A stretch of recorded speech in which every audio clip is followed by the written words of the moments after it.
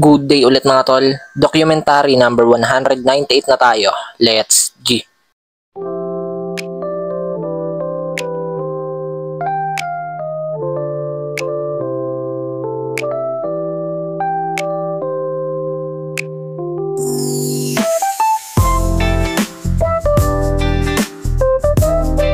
Yun, pagdating namin ng store, bibili lang ako ng ulam, di pa kasi kami nanananghalian. Yan mga tol, nandito ako ngayon sa bilihan ng pritong manok. Manok ang uulamin namin ngayon mga tol, ayan oh. Yan, mabilis lang dito na ako sa store, ayan mga tol, kain na tayo.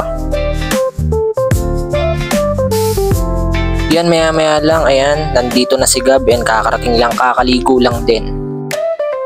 Yan mga tol, nakaputol na pala kami ng bote gamit ang tali na may gas. Ayan, hindi pa ganun ka-perfect. Lagayan pala ng isda yan. Ayan no, ilagay na namin yung isang betta fish na babae. Tapos eto, puputulin pa namin tong apat na to. Yan, kakarating lang ni Renren. Ayan, may bike na siya. Binigay lang daw sa kanya. Solid din ah. Ayan no, tinesting agad ni Gab. Yan, mamimili lang kaming tatlo nila ate sa palengke.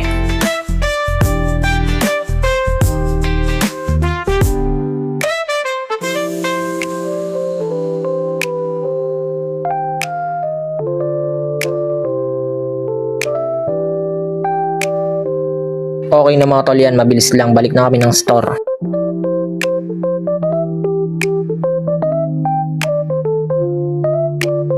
Ito maya maya lang lumabas si Gab, magpuputol na naman siya ng bote. Ayan no, tignan natin kung mape-perfect niya na.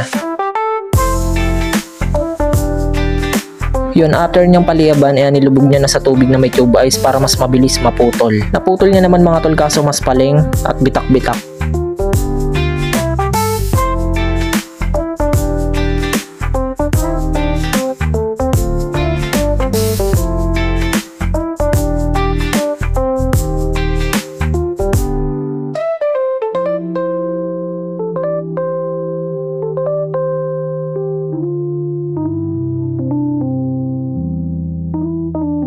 So yan, umuwi na si Gab kasi anong oras na rin. Ayan, si Renren na lang yun nandito, nag-aayos pa ng bike. Mga tol, tong bike na binigay daw sa kanya matagal-tagal din natambak, kaya yan medyo may mga sira, inaayos niya pa yung iba. Kasi yan, may dalawang customer dito, regular customers.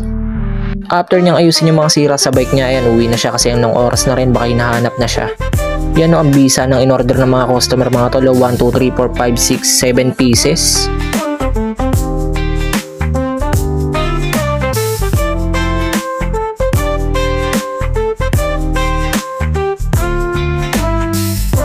After na mga yun yan, kain muna tayo. Sarap ng nilutong ulam namin ni ate, sinigenggeng.